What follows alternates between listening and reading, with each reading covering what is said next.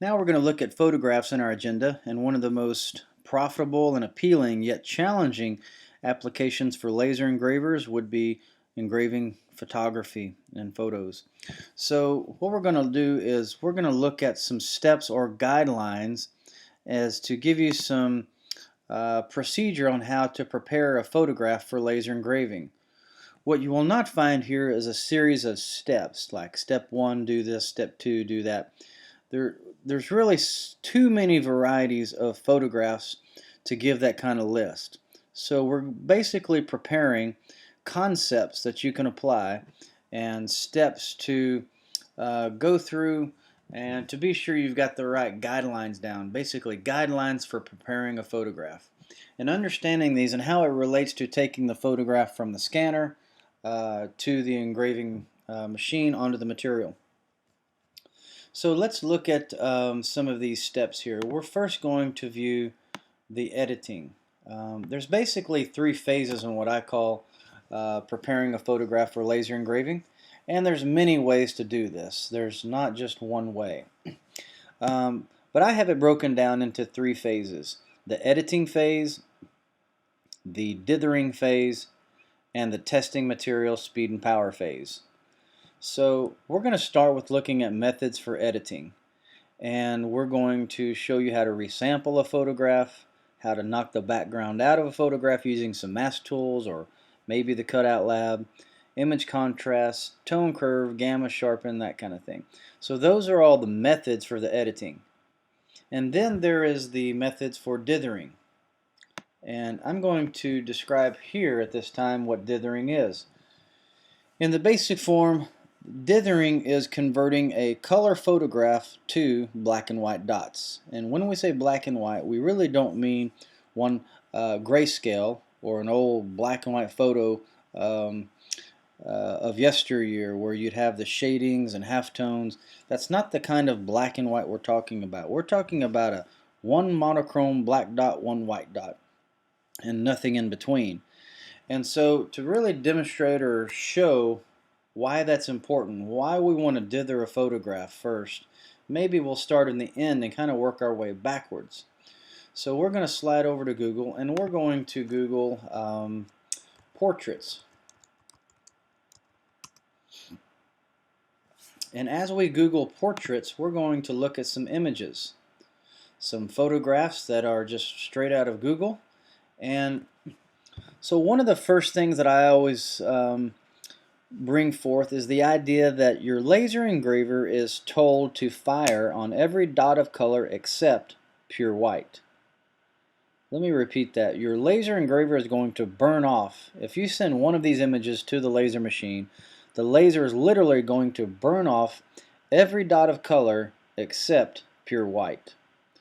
So if we start to kind of pick and choose some of these, like this one here that's got a lot of black area around it, every dot of color would be burned off. Same thing with even a light halftone. If you've got a grayscale or a background, every dot of color will be burned off except pure white. Now sometimes we take an image and think it might have pure white behind it, but it really doesn't, and then you end up with this big old fuzzy background behind your subject. And that's why it's important to spend some time getting familiar with images and having to maybe put that in front of a yellow page. That's kind of why I've been building this CorelDRAW in a yellow page, so I can clearly see if it's got a background or not. So these images with backgrounds, you would probably want to knock those out. Get rid of those dots, those halftones, those black areas, the leaves, the trees, the sidewalk, and just kind of focus on your subject. So that's the reason you want to knock the background out. Now you don't always have to knock the background out to get a decent image of laser engraving, but many times it's very helpful. Another thing I'd like to point out is laser engraving. So set the expectation for not only you but also your customer. If somebody comes into your shop and wants a photo engraved and they're there, why not Google and say, you know, would you like a photograph and what material? And give them an example. Have a notebook on the counter, a journal with pictures and slides on what you could potentially offer them as far as laser engraving on photos and also samples. But give them an idea on a level of expectation, and that might help save both of you a lot of time. So we're talking about maybe laser engraving photos on, and so you can see by Googling, right here we get many different examples. If we were to choose one of the most difficult materials to engrave on, especially with a photograph, is glass. There's not a lot of images that work well on glass because the glass is either etched or it's not. There's not a lot of in between, and so depending on how that graphic is made, it might be burning off way too many dots. Now if it's just a name or a logo like this, not that big of a deal, but when you have photography involved, that really makes it much more difficult to show halftones and things that would stand out for contrast. Alright, so again, set the expectation. So we're going to take this person's right here, just picking out of the blue. We're going to select this image, and we're going to click on View the Image. And I'm going to select it to zoom up, and I'm going to right-click and choose Save Images to Downloads. I'll come back to that in just a moment, but also I wanted you to see that you have the size. Remember, we said when you're scanning or when you're taking a picture from an original, make sure that that is no more or no less than 300 dpi at the size you plan to engrave it. Alright, so with that in mind, we're going to get started and looking at these steps and guidelines and taking a photograph and preparing it for a laser. Now I did save the other one, but before we get to that one, let's go to the next slide. And let's talk about resample. So we have a photograph here that we want to make maybe fit on a dog tag. So here's one thing you never want to do is you don't want to take a photograph and grab his corners and make it smaller. That's a big no-no. The experts would say that that will destroy the pixelation. Therefore, what you want to do is take a photograph and you want to select it and go up to bitmaps and choose resample. And when you resample, you're going to resample it to the size you plan to engrave it. So let's say that we needed that to be fitting on some kind of tag that was 2 inches width, and maybe we can knock some height out and do 1.5 or 1 inch tall. But we're going to keep the proportion and tell it we need about 300 dpi, no more, no less. So when we resample that, that is now the size of our tag. Or close to it. So if we were to bring in the size of a dog tag, which would be approximately, let's say, uncheck the ratio here, 2 inches wide by 1.125 tall. So if we wanted that to fit on that dog tag, now we would say 90 degrees, and I want to clip that photograph into this dog tag. So we're going to, let's zoom up so we can see what we got. And what we want to do is fit this tag into, or this picture into this tag. So that's going to be effects, object and power clip. And it's going to ask us to put that inside a container. What container? This container. So we're going to choose that. Now, when it power clipped that picture here, we have a toolbar that we didn't have before. Other versions, this is very similar, but the buttons may look a little different when the power clip. Here we have the option to edit the power clip. We can select the power clip contents. We can extract the contents, pull them out of that frame, or we can lock those contents down. What we'd like to do is center that. So we're going to select or edit the power clip, and I'm going to select it and nudge that down, and I'm going to select a smaller nudge offset, so maybe 0.1. So as I move this, what we want is all of the student's face in there, and maybe some of his instrument. That'd be about right. And then now we're going to slide down to this little checkbox.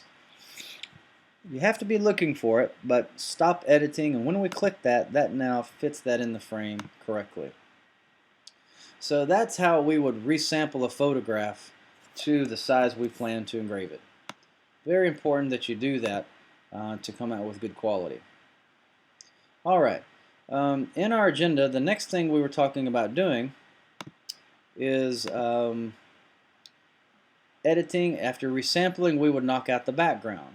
So let's demonstrate how we would maybe knock out the background. I'm going to select this image, and there's more than one way to do these things. So we're going to show a couple of different ways. In the background knockout, I would come in and probably choose creative. What I mean by that is we can feather the edge around this subject so we really don't have to spend time knocking out the background. So that's done by going to Bitmaps, Creative, Vignette, and then maybe this is going to go on some marble. So what we can do is choose our color, and we're going to make that black. I'll tell you why in just a moment. And we're going to increase decrease the offset there, and maybe we could increase our fade a little bit, maybe too much. So sometimes we don't have to go through and knock the background out entirely. Maybe we just want to feather the edge, and we can do that with this graphic here. It kind of gives a beveled shape to it. Now, there's one thing in particular I need to probably pause and show. That anytime you are laser engraving, let's look at this note down here. Anytime you're laser engraving a material that turns white or brighter than the background, you always want to convert the image to a negative before engraving. So any material that turns white, this would be etching glass, turns white when you burn it, acrylic, especially cast acrylic, granite, marble, crystal, some tile, plastic. Any material that burns white or brighter than your background material substrate, you always want to send to the laser a negative. Therefore, if we were going to send this image to the laser, I would need to make that a negative. How do we do that? We go to Effects, Transform, and Invert. And that produces an inverted image that would look much better this way on some black marble. It would show up correctly than the other way. Actually, if I sent this over to black marble, it would give me a negative because it's burning white. So I hope that makes perfect good sense, that you need to make sure of the material that you're burning and how it's going to respond. Next, to knock out the background, there's another way to do that, and that's more of the manual way. So what we're going to do is, with this bitmap selected, we're going to tell it to edit this bitmap. Now, by clicking Edit Bitmap, that's going to open this up in Corel Photo Paint. Early on, we described that Corel Photo Paint is the bitmap editing program, sister program to CorelDRAW, but has more of the heavy lifting tools and features used to mess with photographs and manipulate pixels. So the whole idea behind a photo paint or photo engraving, or actually photo paint editing software, is to use masks. And these masks are, they come in different forms: rectangular, ellipse, magic wand, lasso, magnetic, freehand, brush, and so forth. I'm going to use, just to keep it simple, a freehand mask. So the freehand mask allows me to click and drag a boundary box. I'm doing this with my mouse, just dragging that around this image. I'm not trying to be super perfect, but just close, because I'm going to feather the edge of this when I'm done. See if I can get rid of any areas that I might have messed up on. So we're going to bring this up, down. So we are defining the area which we want to keep and the area that we want to get rid of. That is the whole premise, or one of the big concepts in a photo paint program, is to define the area that you want to keep and get rid of the area that you want, or delete the area that you want to get rid of. So we want to get rid of this background area, so we're going to first capture the area that we want to keep by drawing that area all the way around. So when I'm finished, I'm just going to release the mouse button.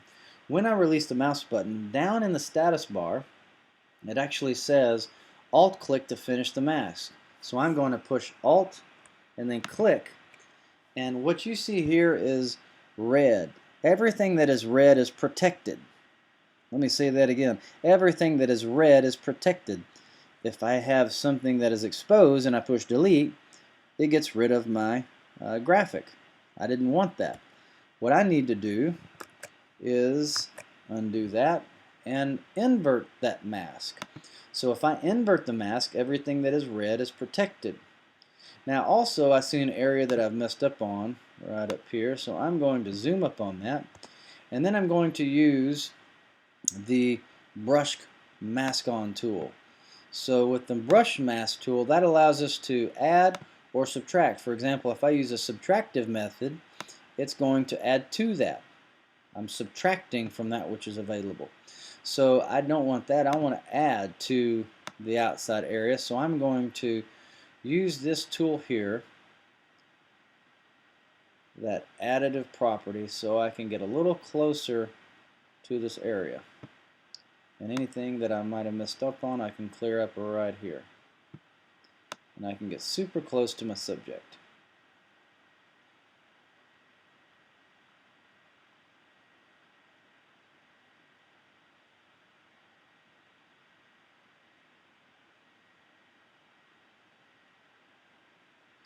So we're being careful just to grab all of the red area.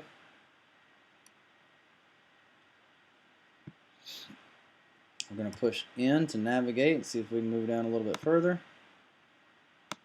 Come around in here. So I won't spend a lot more time on this. You can practice, and believe me, it will take a lot of practice to get good at it. But now if I choose the subtractive, I can add to this area that I messed up here. So hopefully that helped answer some of those questions about fixing an area that you messed up on. Alright, so we're going to shift F4, or actually we're going to have to zoom to fit. So we mentioned everything that is red is protected. So if I push the delete key, that's going to get rid of everything that is exposed. And so that is one way to do that, and I want to demonstrate another way. What we're going to do is go, let's back up one, let's see, push enter key, and delete. Let's see, let's go back. Nope, not that far back. The next example we want to do is try the cutout lab.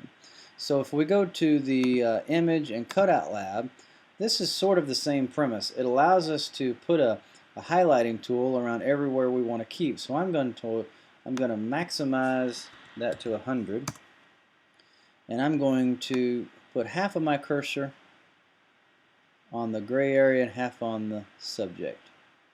And that's going to use the tone colors to get rid of or delete up into a point. The tone, the cutout lab is very helpful if you have areas that are like someone's hair blowing in the wind where you need to capture that, then it will do a good job of capturing that area. So we're just going to draw all the way around here. So what I'm going to do is fill in the area that I want to keep, and then when we click preview, you can see that it's going to get rid of the area all except the inside where I had clipped out. So that is another quick way to use the cutout lab. Alright, and we could say OK, and then now our subject is good to go. So we do see some spots and blemishes we could fix and go back in, but by and large these are the ways that you can kind of crop out or fade out the background so you don't have to worry about it too much. So we're going to say finish editing, and we'll see the changes back over here maybe in CorelDRAW. Let's come back to Corel, and so there's our area that's been knocked out. So that's how you knock out the background. And like I say, there's several other masking tools you can use to do that, but that's a good fundamental way. Alright, The next thing we want to do is go back and show you that you might need to change the contrast. If we zoom up on an area, you might see that there's an area, maybe a picture inside a church that's too dark. You might go to Effects and adjust. I guess you could try the auto adjust. You could also try the tone curve. The tone curve is what allows you to maybe separate different areas of the photo to lighten or darken. So this is often used by professionals. We might want to go to, let's see, adjust brightness and contrast. So as we increase the brightness and maybe increase the contrast of the area, we need to really push the shadows to the back and bring the contrast to the front, especially when laser engraving. It's really important. So those are some editing features you need to do, and just to keep in mind, many of those you can do in CorelDRAW. Some are easier done in Photo Paint, or some of you are more familiar with Photoshop. But these are the basic fundamentals of preparing a photograph for laser engraving. So we talked about resampling and knocking out the background, using a mask tool, the cutout lab, and so forth. It's at this stage we are ready to talk about dithering. Now, dithering is the process of converting a color photograph to black and white. And there are several ways to do that. Methods for dithering would be using your print driver. And I'll have to demonstrate this by just going into a common print driver. We're going to say to the mini print driver. And this particular printer driver has built in an image dithering pattern. So image dithering, I said earlier, was converting color to black and white dots, and it does it in a pattern. There are different black and white patterns, and some they say look better than others, but I think by and large Jarvis is the one most commonly used. The better general overall look of a black and white. So converting color to black and white, this means that you could take a color image, click on print, choosing your particular laser machine. Then you would go to preferences, choose your image dithering pattern, give it a certain speed and power, and say OK. And on the way to the laser machine, it would convert that to black and white. That's on the way to the machine. No other software needed or used. That's one way. Another method for dithering is using CorelDRAW or Corel Photo Paint. And that's where we can go in and convert the image to black and white. For example, if we select a photograph, we can go up to Bitmaps, Mode, and Black and White. And going to black and white here will show us a conversion method. But take a look at here what's in CorelDRAW. Not only is it in our printer driver that we showed, but it's in Jarvis, Stuckey, and Floyd Steinberg.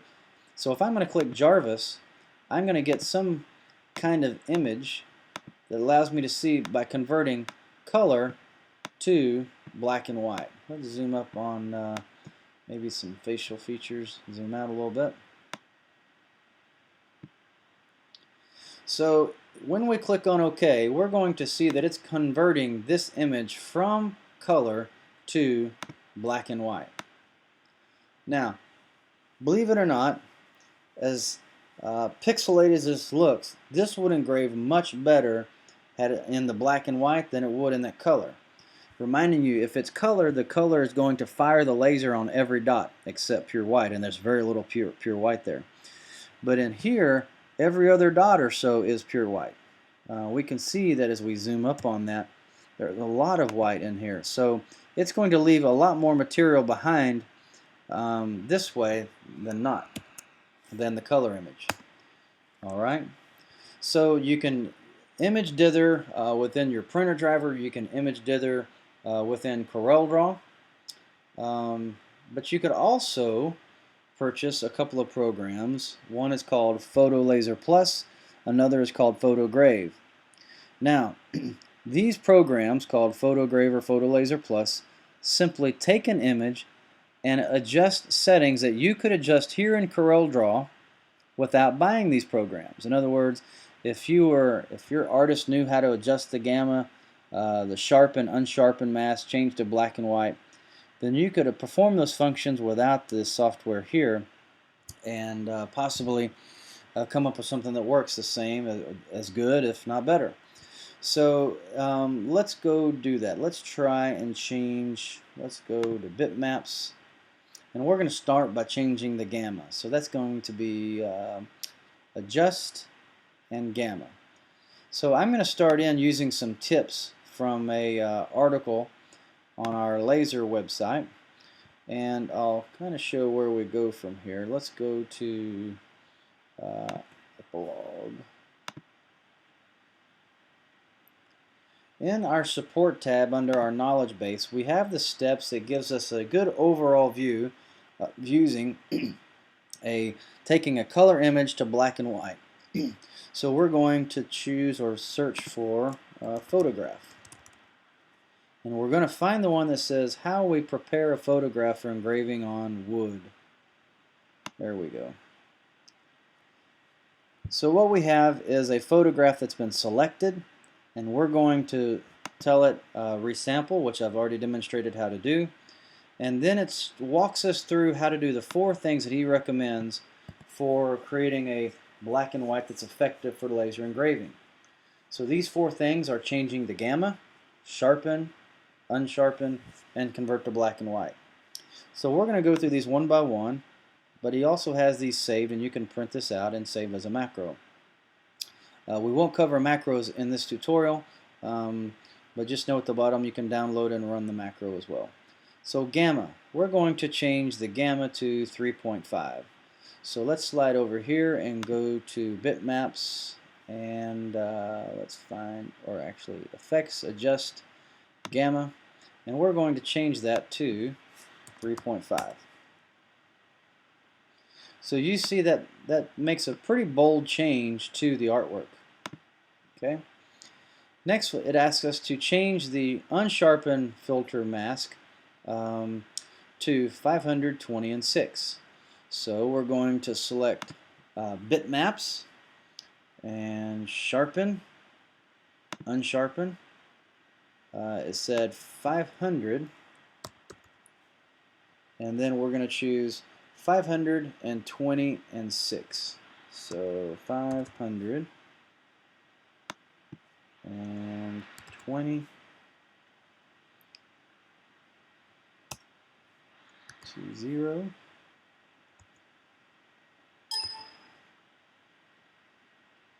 Okay, we have to let it slow down. 2, maybe that's already. So 20, I believe, is the max. Yeah, 20. There it is. So 20. So 500, 20, and 6. So at this point, what I hope you're seeing is how it pushes the shadows to the back, but it's kind of lifting the detail of this to the front. So that was the unsharpen mask.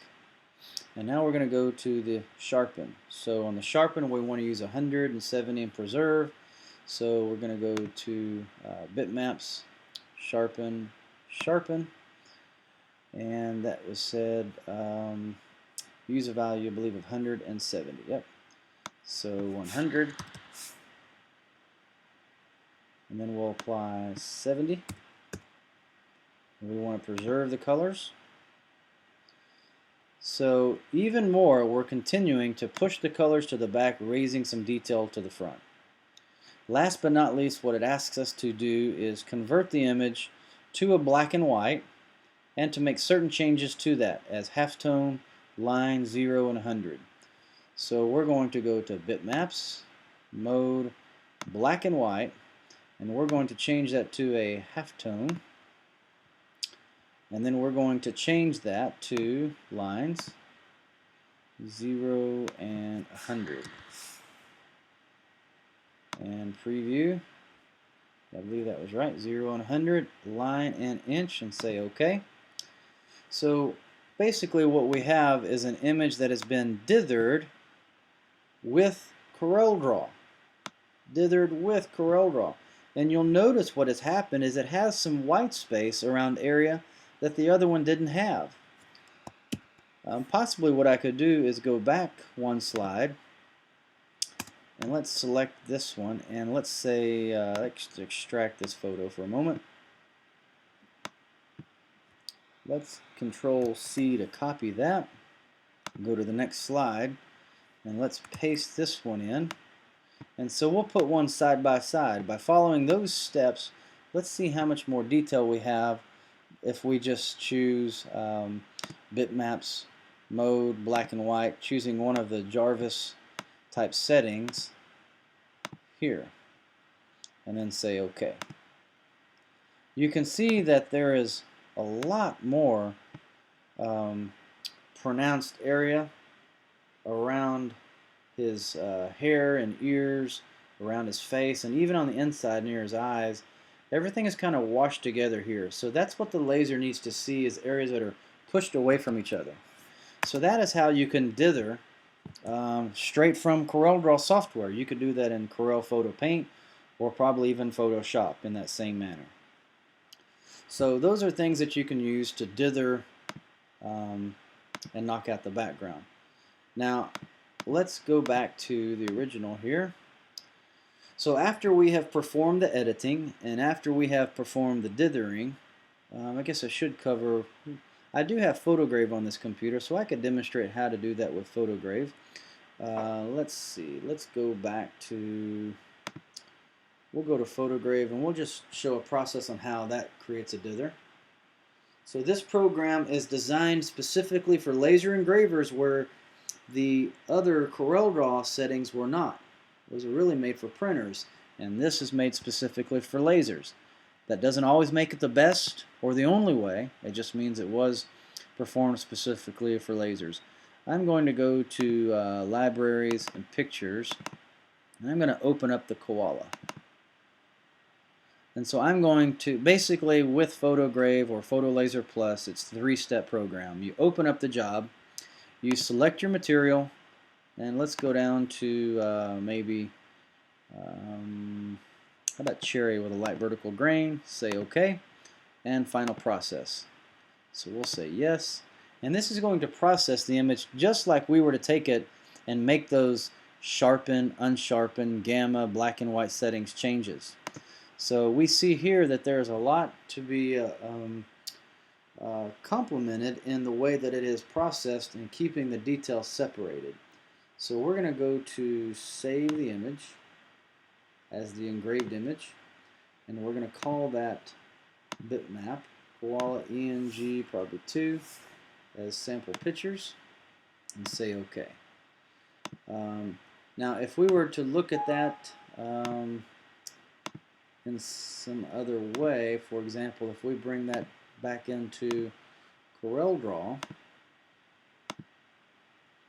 let's take a look at that. Import, and let's find our pictures, sample pictures. Let's look at Koala ENG.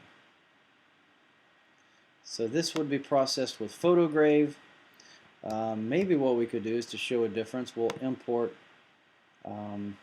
Koala Original and process that with mode, black and white. See what difference we get there. So bitmaps, mode, black and white, Jarvis, and OK. So these look pretty similar, but you'll still notice a lot more white space around areas of different colored tones and how parts are, especially in the background, are sticking out from each other. So that tends to be the biggest benefit in laser engraving photographs, is to get more realistic. And to get that realistic look, we have to really push some shadows up, push the background back, and that sort of thing. So again, there's not a step-by-step instructions, but these are guidelines we can use. We can take a photograph, perform the editing, and these are the methods for editing. Once we get that ready to go, we dither it to black and white in whatever way we're comfortable, and then we can test that on material. And I'll offer this and say that testing the material is so important. For example, some of your owner's manuals may recommend burning marble at 30% speed and 100 power, and that may be true if you're talking about black and white text logo or just, like I say, fonts or text. But if you're engraving 30 speed and 100 power, even on a 30 watt, that would blast out all the detail we worked so hard to achieve on a laser machine, especially on marble. So you want to pay attention to your owner's manual and get some guided tips and try these different speeds and powers as you burn them in your laser machine. So the next thing we're going to look at is creating a mural. And if we can create a mural the size of a wall, we can go 12 foot, 100 foot, even with a small desktop laser. So I'm going to demonstrate how we would do that. I'm going to get rid of our 12-foot example here. But we would pretend maybe that's the size of wall we wanted to go on. Let's take this image and we're going to copy that to a new page. We'll just call this mural. And we're going to make our inches to feet. And feet, we're going to make this, let's say, 6 foot by 6 foot, just to keep it even. And so what we want to do now is import our graphic. And let's import the picture. Now this particular graphic is a very high resolution graphic. In fact, we're going to go ahead and break a rule here. We're going to go to bitmaps, resample, and let's say that we want this to be let's see, 12, probably not tall enough here. Let's say okay. We'll just drag and drop that. Of course, you would have to have some decent artwork for this to work, taking at a very good resolution. So let's just push the letter P. So let's say that we have some 12-inch by 12-inch tiles. So we're going to convert our feet back to inches, and we're going to create a rectangle that is 12 inches by 12 inches. So again, this lesson is how to create a mural using a small laser machine. So we're going to tell this to snap to the edge of the page. So as we click and move this right over here, it's going to snap right to the edge there. Alright. At this stage of the game, let me make sure I've got that exact. Not quite snapping. But we want that right on the edge so that when we create duplicates, they all match. Okay, so this is 12 inches by 12 inches. We're going to go to our transformations and our position. And relative from where it is, we're going to increase in the x-axis 12. And so we're going to make one copy each time I click apply. We're going to do the same thing by selecting the row, reversing this to say 0 and minus 12, relative, one copy, and apply. Alright, so now what we have is this grid pattern, and it's very helpful to go to your object manager. So we're going to select all of these rectangles in this grid pattern, and we're going to combine that. So by going to Object and Combine, that's making a grid pattern. It's kind of like a mesh. So what we're going to do is choose the JPEG, and then we're going to tell that to power clip like we did earlier, power clip inside a container. It's asking what container. We choose this container. Now once that container has been power clipped, then we have the ability to go up to Object and break apart the power clip.